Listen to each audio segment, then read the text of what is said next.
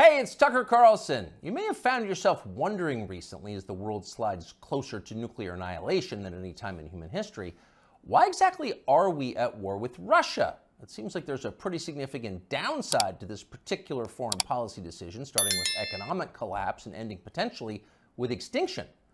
So is there a good reason we're doing it? So many innocent young people have been killed. So many hundreds of billions of dollars have been wasted, some of them from the U.S. Treasury. So what's the point?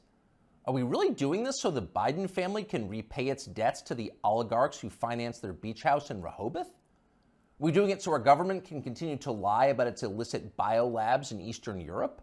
So that flabby losers like Toria Nuland and Tony Blinken can feel like they're doing something important with their sad, empty lives? Really? Honestly, there's got to be a better reason for waging this, the most pointless war of all. What is it? Well, thankfully, we have an answer.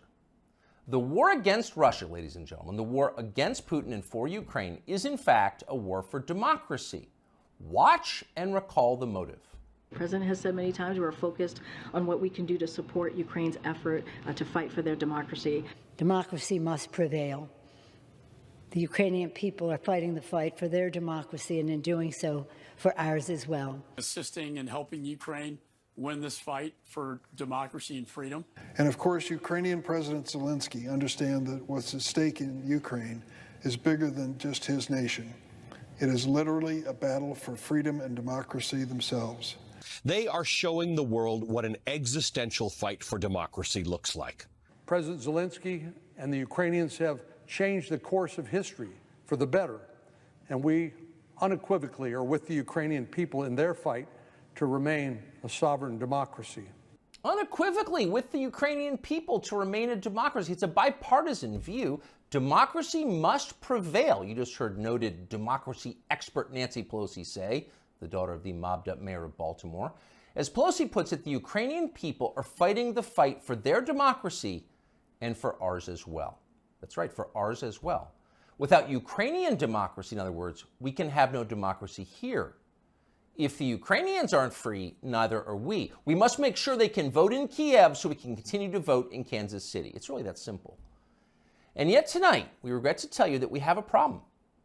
It looks like they're not going to be able to vote in Kiev anymore. And no, for once, it's not Putin's fault. Democracy in Ukraine seems to be suspended by the world's foremost democracy advocate himself, Field Marshal Zelensky. Watch this. Чи будуть в Україні наступного року вибори? Це ж питання глобальне. І якщо ми переможемо, то будуть. Значить, не буде військового часу, не буде війни. А вибори повинні проходити у мирний час, коли немає війни, згідно законодавства. So when you have an election, well, he says if we win, we'll let people vote. Otherwise, no. You vote when we feel like it, because ultimately we're completely in charge and make all the rules. Your job is to obey or be punished. That's our version of self-government. Self means me. I'm the government. Now, that's not just any autocrat. That's our chief ally in the war for democracy. This is the guy who just announced he's likely to cancel next year's elections. So you've got to wonder what the Biden administration thinks of this. We can't possibly continue to support Zelensky, that guy, after he said that, can we? Because in a clip less than 30 seconds long, he just blew up our entire rationale for supporting his side in the war. So we can't support him. Oh, of course we can. And we will. Here's Joe Biden from yesterday reaffirming America's unequivocal support for Ukraine. No matter what happened in Russia, we, the United States, will continue to support Ukraine's defense and its sovereignty and its territorial integrity. So to recap, we are currently fighting a war for democracy on behalf of a leader who just casually announced he's happy to end democracy, and our democracy-supporting leaders have no problem with that. In fact, they're strongly for it. Shocked? You shouldn't be. Of course they're for it. You should have seen this coming. Wars for democracy always cancel democracy in the process. That's why our leaders love them.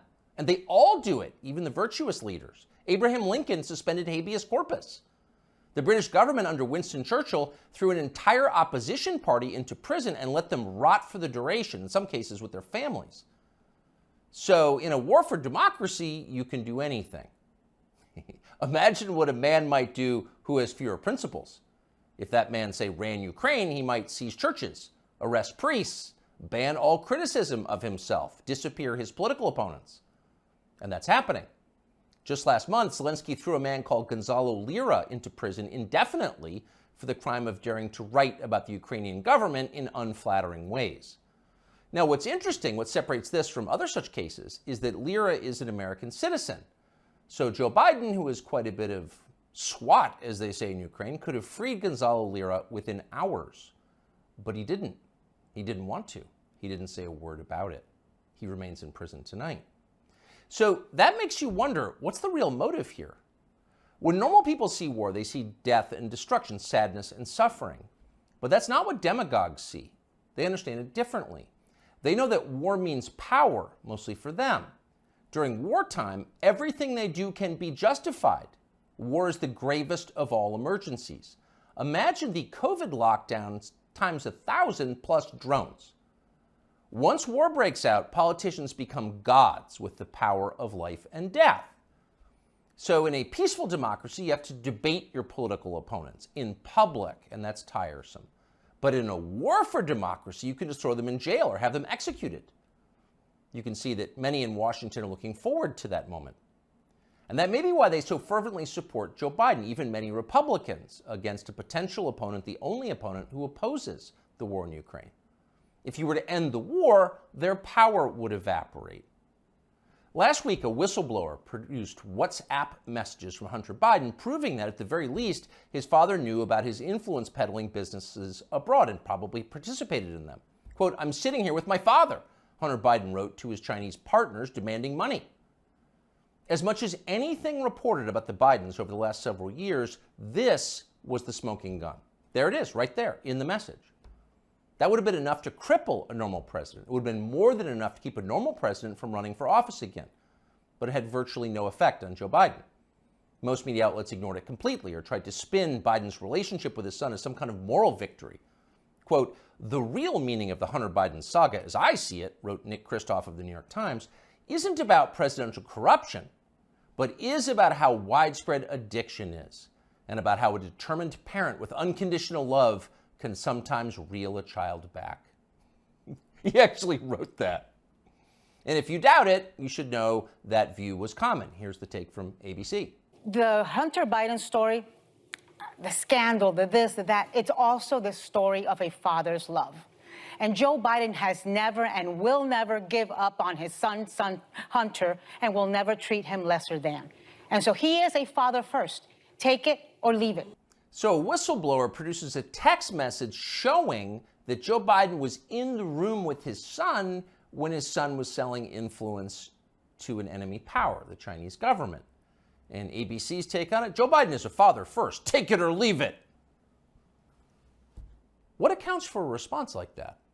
Well, that's the way you talk when you've got nothing to fear from an upcoming presidential election. You don't even bother to think of an excuse for your candidate because you don't need to. Your country has electronic voting machines. Joe Biden got 81,282,916 votes in 2020, and you're pretty sure he can do it again. In fact, you know he can. You're not worried. But actually, they should be a little worried. The people who control Joe Biden, Susan Rice and the rest, know they can continue to run our government, writing the press releases, formulating the policies, and they can do it effectively forever, as long as Joe Biden gets dressed in the morning. And of course, that's their strong preference. These are fervent opponents of change. But the one thing these people cannot control is aging. Joe Biden is old. He's 80 now. He will be 85 at the end of the next term. People imagine that old age is a long, predictable progression from acuity to permanent unconsciousness. But often that's not at all how it actually works. When old people start to slide, they tend to slide fast. Joe Biden has begun that descent. Here he was yesterday. And here's what she wrote to me, and I quote, "You can imagine my joy. She called them right away, and the next day they sent someone out to survey her yard. As Beth wrote, this is the best thing that's happened to rural America since the Rural Electrification Act brought electricity to farms in the 30s and 40s. End of quote." End of quote. You weren't supposed to hear that. Joe Biden read the stage directions out loud. That's like eating the garnish that comes with your entree. You're supposed to know not to do that. Joe Biden no longer does. In a year or two, he will be gone completely, and there will be no hiding it. At that point, the Democratic Party will face a secession problem. If Joe Biden is reelected next year and then forced to leave office during his term due to disability or death, that means Kamala Harris will become president of the United States. And nobody wants that, not even her husband. In real life, nobody likes Kamala Harris. That's not an attack on her. In fact, it's possible to feel pity for someone who's so universally reviled.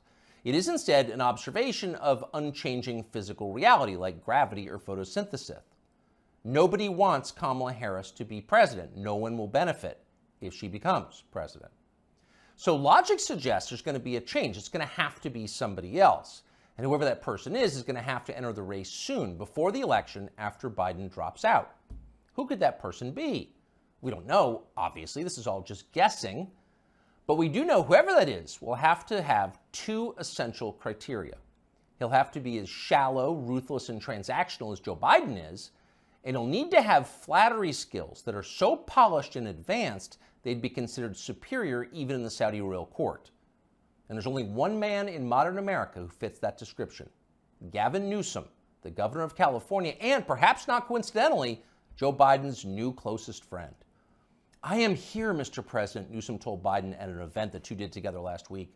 I am here as a proud American, as a proud Californian, mesmerized by not just your faith and your devotion to this country and the world we're trying to build, but by your results, by your action, by your passion, by your capacity to deliver. I am mesmerized by you, Joe Biden. Imagine saying that as a compliment.